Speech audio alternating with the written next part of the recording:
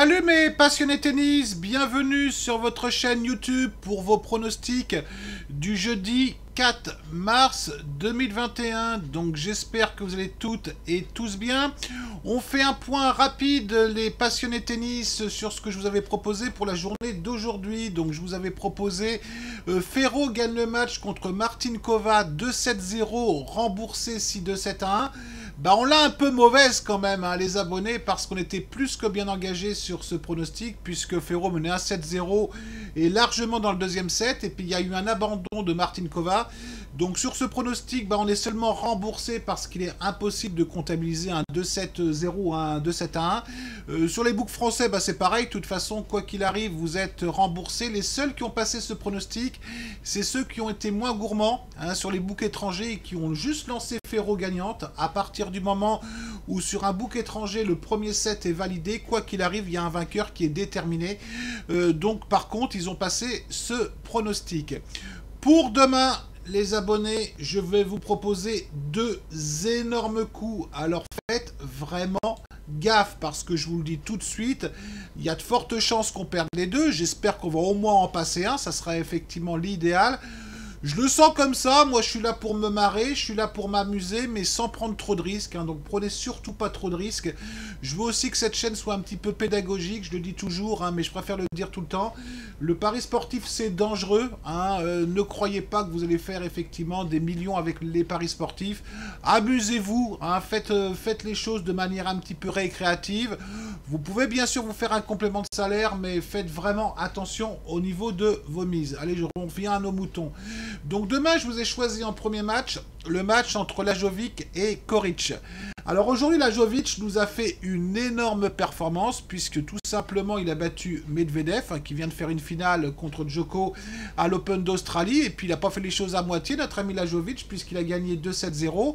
Auparavant, bon, il avait fait effectivement des matchs assez corrects, puisque faut pas oublier quand même qu'à l'Open d'Australie, il a quand même battu Bublik, il a battu Martinez, qui est pas un mauvais joueur.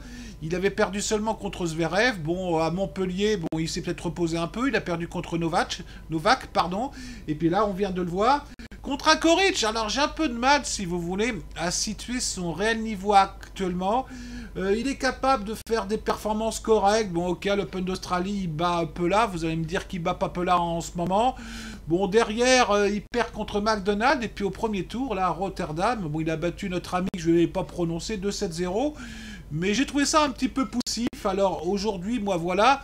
Est-ce que Lajovic est capable de rééditer la même performance demain contre Coric qu'il a faite effectivement contre Medvedev? Bah, pourquoi pas. La cote se tente. Hein. Lajovic a gagné 2 fois contre Coric. Mais attention, hein, c'était sur terre battue, c'était pas sur surface rapide. La cote se tente parce que vous allez voir, on a une cote à plus de 2,70. Donc si je tente pas ça, bah tout simplement, je ne tente rien du tout.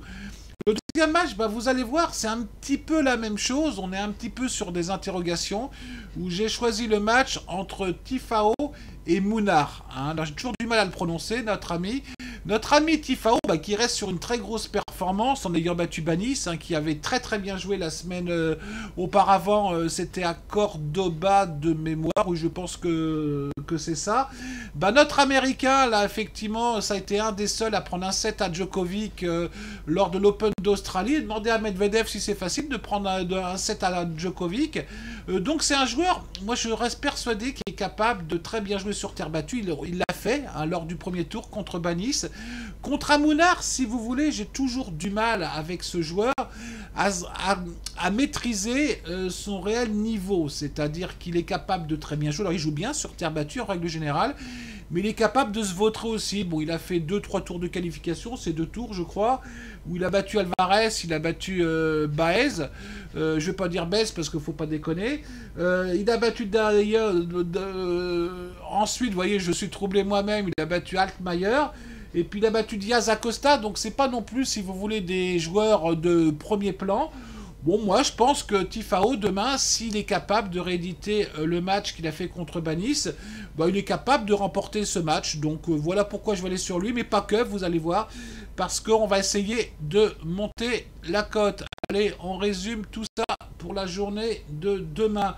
Donc, quand je vous disais que ces deux énormes coups, Je vous propose Fukovic gagnant parce qu'il est pas mal notre ami Fukovic en ce moment et je pense qu'il est supérieur à Fokina.